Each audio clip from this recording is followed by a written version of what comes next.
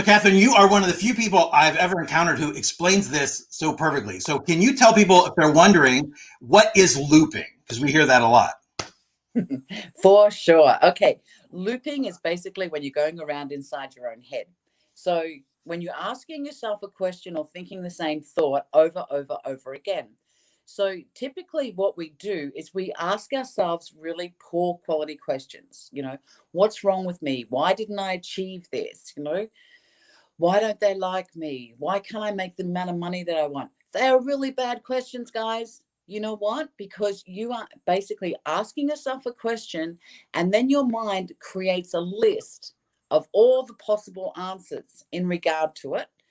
And then you don't actually get to a place where you've got an answer or a solution. So rather than why can I, create my success, I'd be asking, how can I be more successful? Rather than what's wrong with me, how can I grow as an individual? How can I become a better person? And when you ask yourself a question, ensure that you stay with it until you get an answer.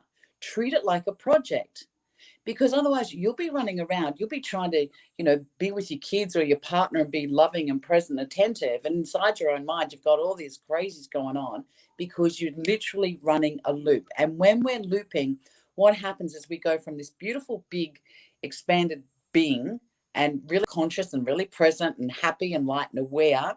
And we just shrink and shrink and shrink and shrink and shrink. And we become like a little dot inside our head. We become so introspected, our mood level drops. If we don't address it, we usually end up at grief or apathy and it's like, oh, the world's against me. Oh, nothing's working. No. And we can do that even just with one problem, even though you may not do that 24/7.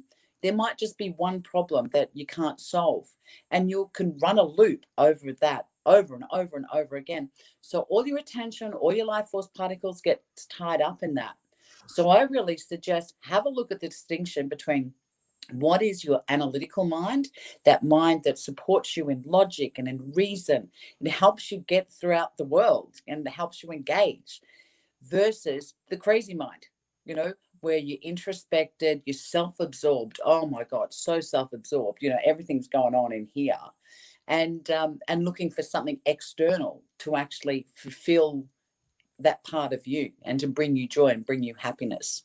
So that's looping, guys. Look at the quality of the questions you ask. And when you ask yourself a question, stay with that until you have an answer, so that all that beautiful life force energy and all that beautiful attention is available to you and you can use it to create more of the life you want.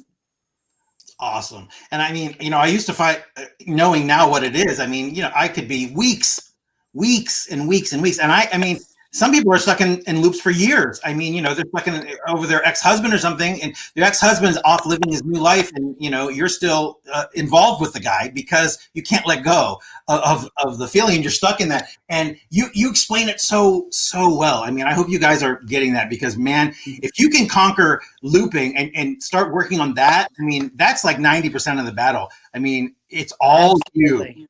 Absolutely. Look, Brent, I had to handle that myself. And it was when I was in my early teens and I was looking at a family member and going, oh my God, really, they're not mentally well. And if I don't address what I'm thinking, because I was so self-absorbed and inside my own head, I thought if I don't handle that, I'm going to end up just like them. So that's where this whole process came from. So when I was about 12 years old, I used to start catching myself when I'd start thinking the same thing over and over again. And I got to tell you guys, like, you've got to be the policeman of your own mind.